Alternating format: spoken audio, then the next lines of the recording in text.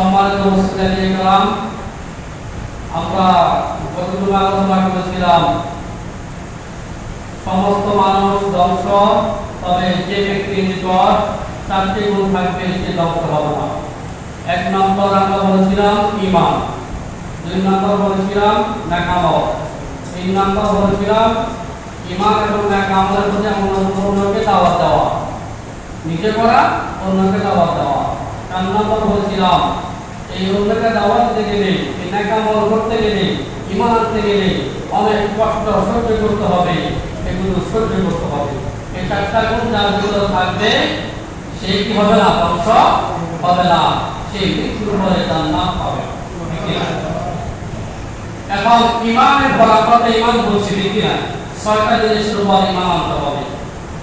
এখন ঈমান আনার পরে সর্বপ্রথম যে নেকামত সেটা কি, নামাজ। সেটা কি নেকামত বলে আছে। সর্বপ্রথম ঈমানের পরে আমল কোনটা, নামাজ, তারপর রোজা, তারপর হজ, তারপর যাকাত। এটা হলো সুন্নাত নফল আমলগুলো রয়েছে। আজকে আমরা যদি আল্লাহ তাআলা তৌফিক দেন, আমরা এই নামাজের কিছু আহকাম নিয়ে আলোচনা করব, যদি আল্লাহ পাক তৌফিক দেন। যে আহকামগুলো খুবই গুরুত্বপূর্ণ। মোটামুটি আমরা সবাই নামাজ পড়ি, ঠিক কি না? আমরা সবাই নামাজ পড়ি। আমরা প্রতিদিন 70 রাকাত ফরজ নামাজ পড়ি। কয় রাকাত? 70 রাকাত ফরজ নামাজ পড়ি। তারপর আমরা 3 রাকাত পড়ি বিতির। তারপর আমরা সুন্নাত মুআক্কাদা পড়ি 12 রাকাত। মোট কত রাকাত হইছে? 32 রাকাত, ঠিক কি না? এর বাহিরে আমরা নফল নামাজ পড়ি কি পড়ি না? পড়ি। আরো 10 রাকাত আমরা নফল নামাজ পড়ি। এখন যে আহকামগুলো আমাদের জানা প্রয়োজন, যদি আমরা এগুলা না ফলো করি, না মানি, তাহলে আমাদের এই প্রতিদিনের এই রাকাতগুলা আমাদের নষ্ট হয়ে যাওয়ার সম্ভাবনা রয়েছে, ঠিক কি না? সর্বপ্রথম আমরা যেটা আলোচনা করবো সেটা হচ্ছে নামাজের মধ্যে থাকতে হবে মনোযোগী। কি থাকতে হবে? মনোযোগী। এটা আমরা যখন মসজিদে আমরা ঢুকবো, বাইর হওয়া পর্যন্ত আমার মন থাকবে একমাত্র কার দিকে, আল্লাহর দিকে। অন্য কোন দিকে আমার মন যেতে পারবে না। মসজিদে এসে দুনিয়ার কথা বলা যাবে না, কারো নিমত করা যাবে না। মসজিদে এসে আমি ওদিকে তাকাবো, সেদিকে তাকাবো, এগুলো করা যাবে। শুধু একমাত্র কেবলমাত্র শুধুমাত্র আমরা আমার মন থাকবে আল্লাহর দিকে। আমার দেহ মসজিদে, কিন্তু আমার মন আমার ব্যবসার মধ্যে হবে। আমার দেহ আমার মসজিদে, কিন্তু আমার মন আমার খেতে হবে। আমার দেহ আমার মসজিদে, কিন্তু আমার মন আমার বাড়িতে আমার ছেলে মেয়ের কি অবস্থা সেখানে, এগুলো হবে। হাদিসের মধ্যে বলা হয়েছে, আমাদের আয়েশা সিদ্দিকা রাদিয়াল্লাহু তাআলা আনহা বলেন, যখন এই মুয়াজ্জিন সাহেব আযান দিতেন তখন নবী সাল্লাল্লাহু আমাকে চিনতেন না, আমাকে চিনতেন না। অথচ আয়েশা হচ্ছেন হুজুরের সর্বপ্রিয় স্ত্রী, ঠিক কি না? হুজুর স্ত্রী কতজন? 11 জন। তার মধ্যে সর্ববেশি কাকে ভালোবাসতেন? আমাদের আয়েশাকে। তিনি বলছেন, যখন আযান হতো তখন এই নবী সাল্লাল্লাহু আলাইহি আমাকে আর চিনতো না, তখন মন চলে যেত আল্লাহর কাছে, ঠিক কি না? তো তাহলে মন থাকতে হবে কোথায়? আল্লাহর দিকে, ঠিক কি না? ওটা আমরা আমাদের পড়ি যখন আমরা জানাবো তারা, ঠিক কি না? ইন্নী ওয়াজ্জাহাতু ওয়াজহিয়া লিল্লাযী ফাতারাস সামাওয়াতি ওয়াল আরদ। পারনা পড়েন, ইন্নী ওয়াজ্জাহাতু ওয়াজহিয়া লিল্লাযী ফাতারাস সামাওয়াতি ওয়াল আরদ ওয়া মা আনা মিনাল মুশরিকিন। ইন্নী ওয়াজ্জাহাতু ওয়াজহিয়া লিল্লাহ, আমি আমার রবের নিকট আমি কি বললাম? আমি মুখ ফিরলাম, আমার দেন, আমার মন, আমার সব কার দিকে? আমার রবের দিকে। ওয়া আনা মিনাল মুশরিকিন, এবং আমি মুশরিকদের অন্তর্ভুক্ত নই। দেখবেন যারা হিন্দু তারাও আল্লাহকে মানে, ঠিক কি না? কিন্তু তারা শিরিক করে, মূর্তি পূজা করে, এজন্য তারা মুশরিক, ঠিক কি না? এভাবে যারা অন্য ধর্ম অবলম্বন করে তারা আল্লাহকে মানে কিন্তু শিরক করে, এজন্য তারা মুশরিক। কিন্তু আমরা কি না মুশরিক না, আমরা একমাত্র কার ইবাদত করি? আল্লাহর ইবাদত করি, ঠিক কি না? অন্য একটা আল্লাহ তাআলা বলেন আকিমিস সালাতা লিযিকরি, তোমরা নামাজ কায়েম করো আমার শরণার্থী, অর্থাৎ আমাকে স্মরণ করো আর নামাজ পড়ো, ঠিক কি না? এটা আমরা প্রথমে কি বলি? আল্লাহু আকবার, কাকে সবাই বলি, ঠিক কি না? প্রত্যেক মুসলমান আমরা কি বলি? আল্লাহু আকবার, ঠিক কি না? স্মরণ করতে হবে কাকে? আল্লাহ। তারপর আল্লাহ তাআলা বলেন হযরত উসমান রাদিয়াল্লাহু বলেন আতাবুদাল্লাহা কান্নাকা তারাহু ফাইল্লাম তাকুন তারাহু ফাইন্নাহু ইয়ারাক। আতাবুদাল্লাহা কান্নাকা তারাহু, যখন তোমরা ইবাদত বندگی করবা তখন তুমি মনে করবে তুমি আল্লাহকে দেখতেছো, আল্লাহকে দেখতেছো। যখন একজন কর্মচারী মনে করে তার মালিক তাকে দেখতেছে সিসি ক্যামেরায় অথবা প্রকাশ্যে, সেই কোনটা মানে কাজ করবে? বলেন না, কোনটা মানে কাজ করবে? করবে না। যখন একজন প্রতিষ্ঠানের প্রধান শিক্ষক উপস্থিত থাকবে, সরকারি শিক্ষকরা ফাঁকি দিবে ক্লাসে? দিবে না। যখন একজন মুসলমান সে মনে করবে আমি আল্লাহকে দেখতেছি, তাহলে সে ইবাদতটা এমন ভাবে করবে কিভাবে করলে আল্লাহ পছন্দ করবে, ঠিক কিনা? কিন্তু যখনই তার মনে এটা হবে আল্লাহ আমাকে দেখে না, তখন সে মন যেভাবে চায় সে সেভাবে ইবাদত করবে। তারপর বলা হয়েছে ফাইলাম তাকুন তারাহু, যদি তোমার মনে এমন হয় যে তোমার ইমান এত দুর্বল হয় যে তোমার মনে এটা হয় না তুমি আল্লাহকে দেখতেছো, তাহলে এটা মনে করো যে আল্লাহ তোমাকে দেখতেছে, আল্লাহ তোমাকে দেখতেছে। আল্লাহ আমাদেরকে দেখেন কিনা? দেখেন।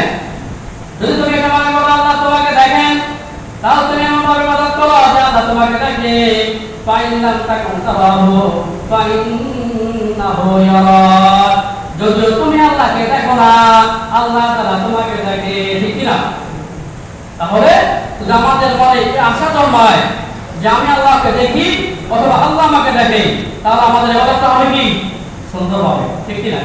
তাহলে প্রত্যেকটা ইবাদত নামাজ থেকে শুরু করে আমার প্রত্যেকটা ইবাদত হবে কাকে দেখানোর জন্য? নাকি মানুষকে দেখানোর জন্য? ওইটা আল্লাহ বলছেন আমার সূরাতে وَإِذَا قَامُوا إِلَى الصَّلَاةِ قَامُوا كُسَالَىٰ, এরা প্রথম মুনাফিকদের ব্যাপারে وَإِذَا قَامُوا إِلَى الصَّلَاةِ, যখন মুনাফিকরা নামাজের মধ্যে দাঁড়ায় قَامُوا كُسَالَىٰ, তখন তারা অলস অবস্থায় দাঁড়ায়। কোন অবস্থায়? অলস অবস্থায়। সে এমন ভাবে দাঁড়ায় এক পা এদিকে এক পা ওদিকে, এক পা সামনে এক পা পিছে, ঠিক কি না? এমনি দাঁড়াইছে, এমনি দাঁড়ায়, এমনি দাঁড়ায়, দাঁড়ালি দাঁড়ায়, ঠিক কি না? অলস, এগুলো মুনাফিক। এগুলো কি মুনাফিক? এরা কখনো মুমিন হতে পারে না। তারপর আল্লাহ বলতেছে ইউরাউনান নাস, এরা মানুষকে দেখাবার জন্য এরা ইবাদত করে। কাকে দেখাবার জন্য? মানুষকে দেখাবার জন্য। আমি আমার মেয়েকে বিবাহ দিয়েছি, আমার মেয়ের জামাই আমার ঘরে এসেছে, যদি আমি এখন ফজর নামাজ না পড়ি আমার মেয়ের জামাই কি বলবে, ঠিক কি না? আচ্ছা সবাই কি হয় না? এমন লোক আসেনি? আমি আমার মেয়েকে বিবাহ দিয়েছি, আমার ছেলেকে বিবাহ করেছি, যদি আমি নামাজ পড়তে না যাই আমার ব্যয় কি বলবে? ব্যয়টা বাঁচাচ্ছেন। এখন যদি ব্যয় নামাজে না যায় তাহলে আমার ছেলের শ্বশুর আমার মেয়ের শ্বশুর কি বলবে যে আমার ব্যয় তো নামাজ পড়ে না, মেয়ে ছেলে বিয়ে দিয়েছে নামাজ কি পড়ে না, এই ছেলে কি করে নামাজ পড়ে? এগুলো কিসের জন্য? লোক দেখানোর জন্য, কার জন্য? এরা তো মন করছে একমাত্র কাকে দেখানোর জন্য হবে? আল্লাহকে দেখানোর জন্য। তারপর আল্লাহ তাআলা বলেন ওয়ালা ইয়াযকুরুনাল্লাহা ইল্লা ক্বালিলা, ওয়ালা ইয়াযকুরুনাল্লাহা ইল্লা ক্বালিলা, আরে মুনাফিকরা তারা আমাকে স্মরণ করে না, একেবারে কম স্মরণ করে, একেবারে কম। আমাকে কি করে স্মরণ করে? যখন বিপদে পড়ে, কি পড়ে? বিপদে পড়ে। যখন সে সুখে থাকে তখন সে আল্লাহকে চিনে না, যখন তার ছেলে বিদেশে টাকা পাঠায় সে আল্লাহকে চিনে না, সে নামাজ পড়তে আসে না, ঠিক কিনা? কথা বলো। যখন তার ছেলে অসুস্থ হয়ে যায় তখন সে নামাজ পড়ে, শুধু ফরজ নামাজ পড়ে না, বরং নফল করে নিয়ত করে। কথা বলে না, দৈনিক ফরজ 6 রাকাত 17 রাকাত, ঠিক কি না? কিন্তু যখন বিপদে পড়ে তখন সে কি করে? 200 300 400 রাকাত নফলে নিয়ত করে হয়। আছে না নাই? আসলে এরকম কিন্তু অন্য সময় ফরজের খাবার নাই। এরা হচ্ছে মুনাফিক। এরা কি মুনাফিক? কার ভাষা? আল্লাহর ভাষা। এটা কোন থেকে বর্ণনা আয়াত? সমাজে মুসলিমে কেরাম, তাহলে আমরা কি বুঝলাম? যারা নামাজের মধ্যে অমনোযোগী এবং যারা নামাজের মধ্যে অবস্থা করে এরা হচ্ছে কি মুনাফিক। এবং যারা আল্লাহ তাআলাকে কম স্মরণ করে, বিপদের সময় স্মরণ করে, এরা কি? এরাও মুনাফিক। তাহলে আমরা আল্লাহকে সর্বদা কি করতে হবে? স্মরণ করতে হবে। সুখের সময় বলতে হবে আলহামদুলিল্লাহ, আবার দুঃখের সময় বলতে হবে ইন্নালিল্লাহ, ঠিক কি না? সমাজে মুসলিমে কেরাম, তারপর আল্লাহ তাআলা বলেন قد أفلح المؤمنون الذين هم في صلاتهم خاشعون। قد أفلح المؤمنون, সফল হয়েছে তারা যারা মুমিন। যারা কি মুমিন? কেন কেন সফল হয়েছে? কারণ আছে না? কারণটা কি? পরে তারা বলছে আল্লাযীনা হুম ফি সালাতিহিম খাশিউন, এরা নামাজের মধ্যে বিনয়ী থাকে। কি থাকে? বিনয়ী। কোনো অহংকার দেখানো যাবে না। আমি অমুক, আমি তমুক, এগুলো বলা যাবে না। শব্দ থাকবে মসজিদের গেটের বাহিরে। আপনি প্রধানমন্ত্রী, আপনার মেম্বার, চেয়ারম্যান, এমপি, মন্ত্রী, খান, চৌধুরী, ভূঁইয়া, ওটা সেটা আপনার কোথায়? মসজিদের বাহিরে। মসজিদের ভিতরে সব আপনি কি বলাম? আপনি কি বলাম? কার বলাম? বলামকে মাথা উঁচা করে থাকবে, মাথা থাকবে নিচু বলাম, ঠিক কিনা? আমি পয়সাওয়ালা, আমি ধনী, আমি অমুক তমুক, এগুলো চলবে না। আপনি বয়স বড়, আপনার বয়সের সময় এগুলো চলবে কোথায়? মসজিদের বাহিরে। মসজিদের কি? এটা আল্লাহর ঘরে এখানে বলা যাবে না। যারা এই মসজিদের সাথে বেয়াদবি করবে তারা ঈমান হারাম হয়ে মৃত্যুবরণ করবে না। আলহামদুলিল্লাহ, এদের সাথে বেয়াদবি করা যাবে এটা কার ঘর? আল্লাহর ঘরে। এখানে কোনো নেতা, কোনো মাতব্বর খানা এখানে নাই, ঠিক কি না? সমাজে মুসলিমে কেরাম আল্লাহ কি বলছেন? قد أفلح المؤمنون, মুমিনরা হচ্ছে সফলকাম। কেন? আল্লাযীনা হুম ফি সালাতিহিম খাশিউন, কারণ তারা তাদের নিজের নামাজে কি থাকে? বিনয় থাকে, ঠিক কি না? নামাজে অহংকার দেখানো যাবে। অহংকারের কাজ চাদর, আল্লাহর চাদর। যদি কেউ কামড়াই করবে আল্লাহ তাকে ছিটকে ফেলে দেবে। কোথায়? দূর। কেন জানেন আপনারা? যারা অহংকার করছে তারা কি হয়ে গেছে? ছিটকে পড়ে গেছে। কথা বুঝেননি আপনারা? আমার কথা বুঝেননি? অতএব অহংকার করা যাবে না। সে যেই হোক, প্রধানমন্ত্রী হয়ে যাচ্ছে কি হয়ে যায়? ছিটকে পড়ে যায়। আরেকটা ঠিক কিনা? আসেনি? দেশে আসেনি নাকি? আর দেশে আছে? অথবা আর দেশে আছে না? কিসের কারণে? অহংকারের কারণে। এগুলো বুঝতে হবে। আর আপনার প্রধানমন্ত্রীর অবস্থা হলে আমরা কি অবস্থা হবে? এগুলো তারা পড়ার করোনা চলবে না দুনিয়াতে। তারপর আল্লাহ তাআলা বলেন মুমিন হচ্ছে তারা যারা নামাজে বিনয়ী থাকবে, আর যারা নামাজে বিনয়ী থাকবে না, অবস্থা করবে, এরা কি? মুনাফিক। এরা কি? মুনাফিক। তাহলে আমরা এই আয়াতটা আমরা কি বুঝলাম? নামাজে থাকতে হবে বিনয়ী, মন থাকতে হবে কার দিকে? আল্লাহর দিকে, ঠিক কি না? তারপর আসে দ্বিতীয় আহকাম, সেটা হলো আপনার সতর। সেটা কি? সতর। সতর পর্যন্ত পুরুষের সতর হলো নাভি থেকে নিয়ে হাঁটুর নিচ পর্যন্ত। এটা কার সতর? পুরুষের সতর। যদি কোনো পুরুষের নামাজ পড়া অবস্থায় তার সতর সামান্য পড়ে কি যায়, সরে যায়, তার নামাজ খেলছে, নামাজ হবে না। নামাজ কি হবে না। এবং যারা গেঞ্জি পরিধান করে, শর্ট গেঞ্জি, যারা প্যান্ট পরিধান করে, এখন প্যান্ট এমনভাবে তৈরি করে যে নাভি পর্যন্ত আসে না, ঠিক কিনা?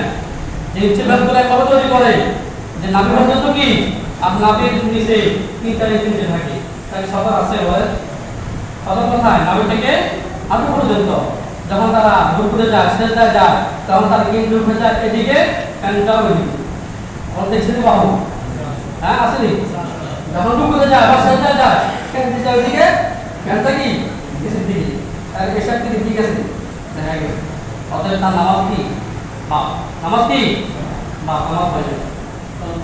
আর মা বোনদের ক্ষেত্রে শুধু ফেস হাত কেমন এগুলো বন্ধ থাকবে, বড় থাকবে, আর সবগুলি থাকবে পর্দায় বন্ধ থাকবে, চুল থেকে শুরু করে কান এগুলো সবটি থাকবে। মা বোনদের জন্য পর্দা থাকবে, কেউ দেখুক বা না দেখুক, কেউ দেখুক বা না দেখুক। যদি কোনো মা বোন বলে যে আমি আমার ঘরের আমার বেডরুমের আমি এক কোণ আমি নামাজ পড়তেছি, কেউ আমাকে দেখতেছে না, আমার চুল দেখতে তো সমস্যা নাই, ঠিকই না? চুল এসে বাড়িয়ে গেছে অথবা কান দেখা গেছে অথবা হাতের এখানে পর্যন্ত উঠে গেছে, ঠিকই না? তা নামাজ হবে না। কেউ দেখুক বা না দেখুক, এটা শরীয়তে মাসলা, এটা শরীয়তে কি মাসালা। তাহলে মা বোনের সাথে কি চেহারা থাকবে আলাদা, কেমন?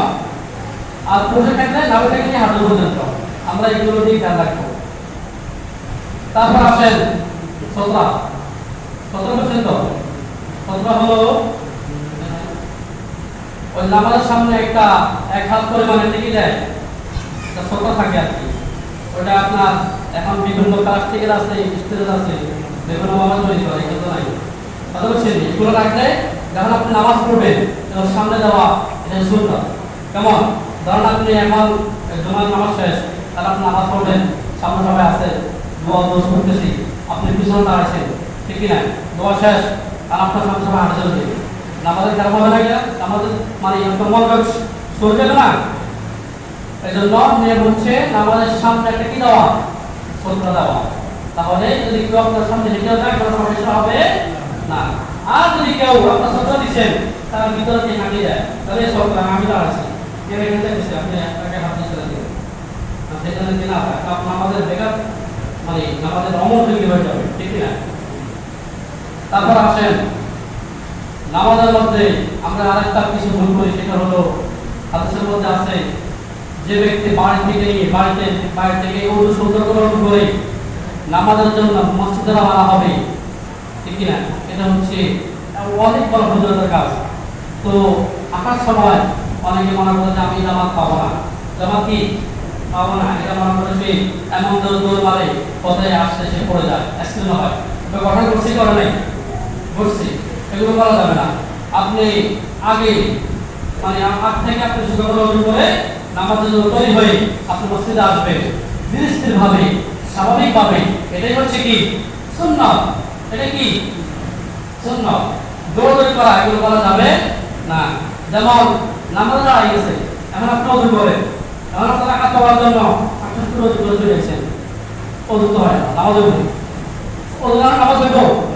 আমি দেখছি এখন অনেক নিয়ম যে নামাজ দাঁড়িয়ে গেছে তো সে সাথে ওযু করে কেমন করে কাজ কথা কথা কথা হয়ে গেল, তারপর ওযু হয় নাকি আপনি যদি ওযু করেন আপনার ওযু করতে মুরবি বুঝুন নাই, এগুলো করা যাবে না। স্বাভাবিকভাবে আপনি শুধু ওযু করবেন, আবার এমন দেরি না যে আপনার নামাজ শেষ, এমন করা যাবে স্বাভাবিক যেটা আর কি।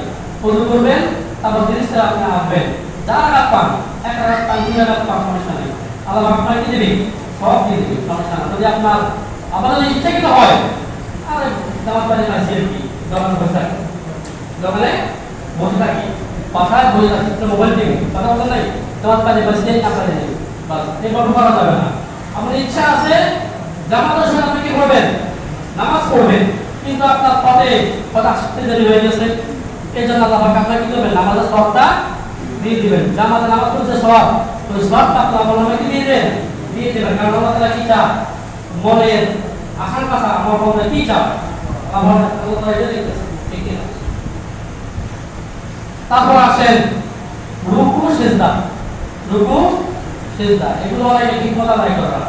নামাজ পড়া ঠিক, কিন্তু রুকু সিজদা ঠিকমতো করে না, আদায় করে না, এমন করে নামাজ হবে হবে না। রুকু সিজদা ঠিকমতো দিতে হবে, কমপক্ষে 3 বার পড়তে হবে সুবহান রাব্বিয়াল আযীম, অথবা সিজদায় সুবহান রাব্বিয়াল আলা, বাবা কমপক্ষে 3 বার, কমপক্ষে বাবা 3 বার, উপর 5 বার 7 বার এটা করে, ঠিক না? কিন্তু আপনি এমন লোক দেখা যায় সে যে রুকু দিছে মানে সেটা একটা পড়ছে, এটা মনে হয় না, আসলে নাই, হ্যাঁ? এই তো নামাজ পড়বে বলে নামাজ তো হবে না। পরে আপনারা জানাইছেন না সামি আল্লাহু লিমান হামিদা, ঠিক না?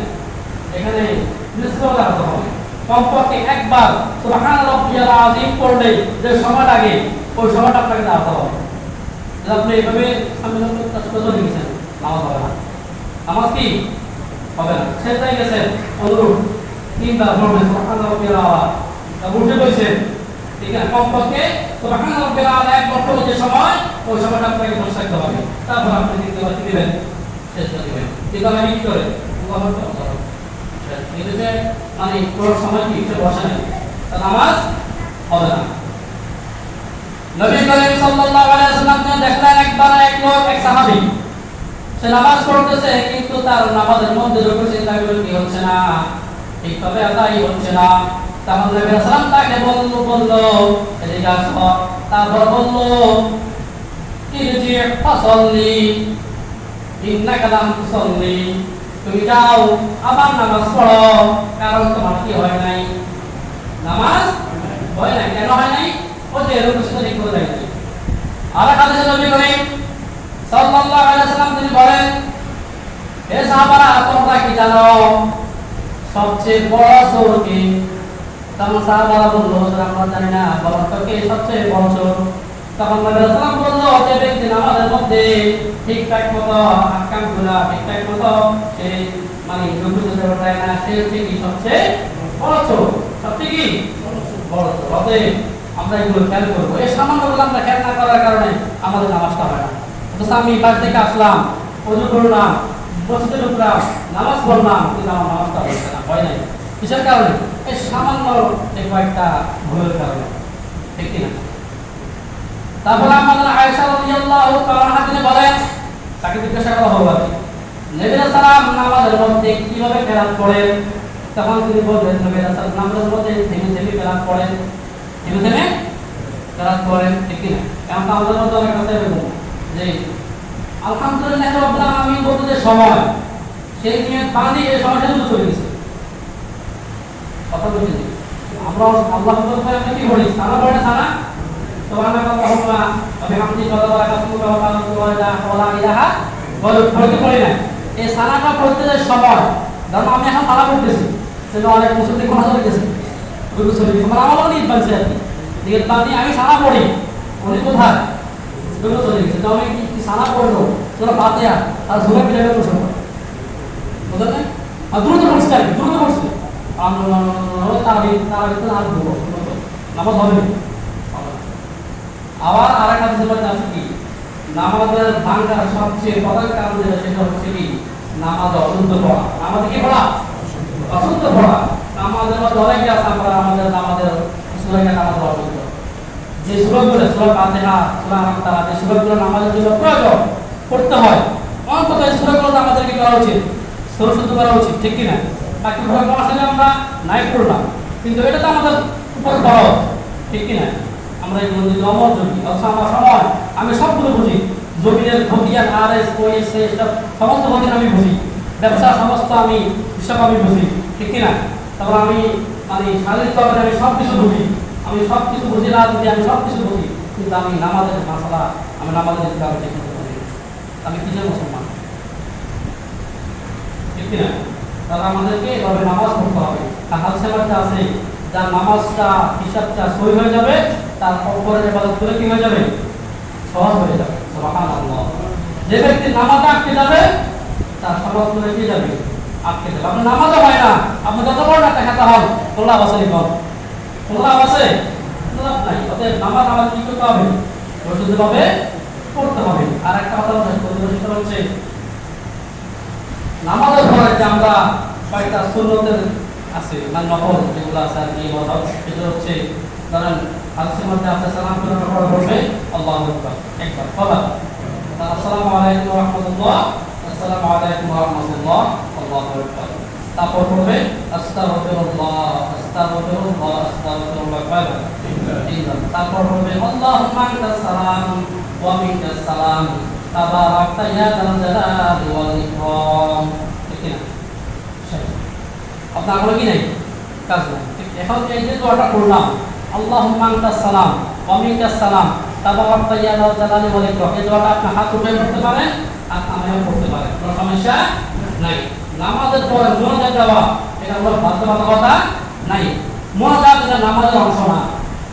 মুনাজাত কি না? নামাজের অংশ না। আপনি নামাজ সালাম ফিরাই আপনি আস্তাগফিরুল্লাহ বলে চলে গেছেন, কেমন নামাজ হয়ে যাবে। মুনাজাত দিলেও হবে, না দিলেও কি নামাজ হয়ে যাবে। মুনাজাত করতে মানে ব্যক্তিগত বিষয়, দিলে না কোনো সমস্যা নাই। তারপর হাদিসের মধ্যে আছে 33 বার সুবহানাল্লাহ, 33 বার আলহামদুলিল্লাহ, 34 বার আল্লাহু আকবার। আর হাদিসের মধ্যে আছে 10 বার করে। কয়বার কয়টা? 10 বার করে। ঠিক আছে, আমরা এগুলো আদায় করব। ঠিক আছে, এখন মাসালা একটা যেটা হলো যে যেসব আচ্ছা এগুলো থেকে নফল, এগুলো কি নফল। আমাদের ইসলাম ধর্মে যে আমরা আমলগুলো করি এগুলো কয়েকটা ভাগ আছে। কয়েকটা ভাগ আছে। একটা হলো ফরজ, কতটা কি ফরজ, তারপরে ওয়াজিব, তারপরে কি ওয়াজিব, তারপর হচ্ছে কি সুন্নাত। সুন্নাত দুই প্রকার, সুন্নাত মুআক্কাদা, সুন্নাত জায়েদা। মুআক্কাদা আপনাকে করতে হবে, জায়েদা সমস্যা নাই, করতে সব হবে কি নাই, গুনাহ নাই। তারপর হচ্ছে নফল, তারপর কি নফল। তাহলে ফরজ, ওয়াজিব, সুন্নাত, নফল, কেমন এই চারটা। এখন আমাকে নফলটাকে কাকে প্রাধান্য দিতে হবে? বলেন না, নফলটাকে প্রাধান্য দেব কাকে? সুন্নাতকে। সুন্নাতকে প্রাধান্য দেব কাকে? ওয়াজিবকে। ওয়াজিবটাকে প্রাধান্য দিতে হবে কাকে? ফরজকে। যদি কেউ ভিতরে এসা না বলতে ভিতরে এখন পড়িয়ে না, তো এসা বড় বলি হ্যাঁ কত না কত সময়, ঠিক না? সে আসছে, আমি দেখা দিই সব নামাজ পড়াই গেছে, ঠিক না? এখন সে তো সুন্নাত পড়ে, সে নামাজ পাবে না। তাহলে মাসালা কি? আগে সেই নামাজে নামাজ পড়বে, তো আর কি করবে? সুন্নাতটা বের করবে, ঠিক না? আর যদি এমন হয় যে মসজিদে আসছে দেখে সেই ইমাম কি নামাজ দাঁড়াচ্ছে মাত্র, আমি দুই রাত নামাজ পড়তে পারবো, আবার এই ইমামকে ধরতেও পারবো, তাহলে সমস্যা না, সে সুন্নাত পড়বে, তার সেই ইমাম কি নামাজে ধরবে, ঠিক না? প্রথমে কি ফরজকে আপনার প্রাধান্য দিতে হবে। আপনি দেখেন না আমি সুন্নাত পড়তে গিয়ে আমার ফরজ হয়ে যেতেছে, তো সুন্নাত আছে আগে ফরজ করতে হবে। এখন নামাজের পরে যেসব নামাজের পরে সুন্নাত আছে, সুন্নাত মুআক্কাদা, যেমন বলেন যোহর নামাজের পরে দুই রাত নামাজ, এটা কি সুন্নাত মুআক্কাদা। মাগরিব পড়া সুন্নাত, এটা কি সুন্নাত মুআক্কাদা। এশার পড়া সুন্নাত, এটা কি মুআক্কাদা, ঠিক কি না? আর সুবহানাল্লাহ, আলহামদুলিল্লাহ, আল্লাহু আকবার, এগুলো কি সুন্নাত না নফল? সুন্নাত নফল, নফল।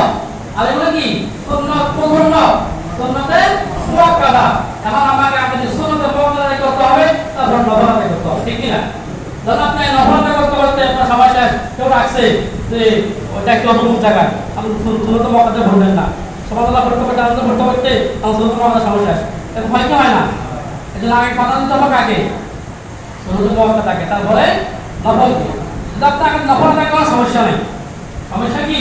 যদি মনে করেন না আমার কোনো কাজ নাই, আমি নাই, আমি ফ্রি মানুষ, ঠিক না, অবসর মানুষ, তাহলে আপনি বসে বসে আপনার সুবহানাল্লাহ আলহামদুলিল্লাহ পড়েন, তারপর আপনি সুন্নাত পড়েন, সমস্যা নেই। তবে প্রথম কোনটা? আগে দিয়ে সুন্নাত মুআক্কাদা পড়া। হাদিসের মধ্যে আছে ওমর ফারুক রাদিয়াল্লাহু তাআলা আনহু ইসলামের দ্বিতীয় খলিফা, তিনি যোহর, মাগরিব, এশা বলে করাক্ত, তিনি যোহর, মাগরিব, এশা সালাম ফিরানোর সাথে সাথেই তিনি সুন্নাত দাঁড়িয়ে কিছু মনে বুঝলেন না? আর আমার সুন্নাত ধরতে হবে, প্রথমে আমার ধরতে হবে, এর জন্য আপনাকে আল্লাহ তাআলা জবাব দিয়ে করতে হবে, বুঝলেন নাই? তবে আপনি সুবহানাল্লাহ না পড়লে মানে কি নাই, গুনাহ নাই, কিন্তু সুবহানাল্লাহ না পড়লে কি আছে? গুনাহ আছে। তিনি আসসালামু আলাইকুম ওয়া রাহমাতুল্লাহ, আসসালামু আলাইকুম ওয়া রাহমাতুল্লাহ দাঁড়িয়ে কি বলতেন? আল্লাহু আকবার, সুন্নাতে দাঁড়িয়ে কোন নামাজে? যোহরের সময়, মাগরিবের সময়, এশার সময়। আর ফজর এবং আসরের সময় কি নাই? সুন্নাত মুআক্কাদা নাই। এটা আপনি কি করেন? বসে বসে আপনি বিভিন্ন দোয়া পড়েন, এগুলো সুন্নাত ভালো। কেন ভালো? ভালো এই কারণে, কারণ হাদিসের মধ্যে আছে যাদের ফরজ, ওয়াজিব, সুন্নাতে কিভাবে কাটতে হবে, আল্লাহ তাআলা এই নফল দিয়ে কি করবেন? এই কাজটা পূরণ করবে, ঠিক কি না? আল্লাহ তাআলা আমাদেরকে যে আলোচনা করা হয়েছে, সর্বপ্রথম আমাকে এবং আমাদের সবাইকে আমার তার তৌফিক দেয়। সবাই বলেন আমিন। ওয়া আখিরু দাওয়ানা আলহামদুলিল্লাহি রাব্বিল আলামিন। যারা আমরা করে নাই তারা আপনারা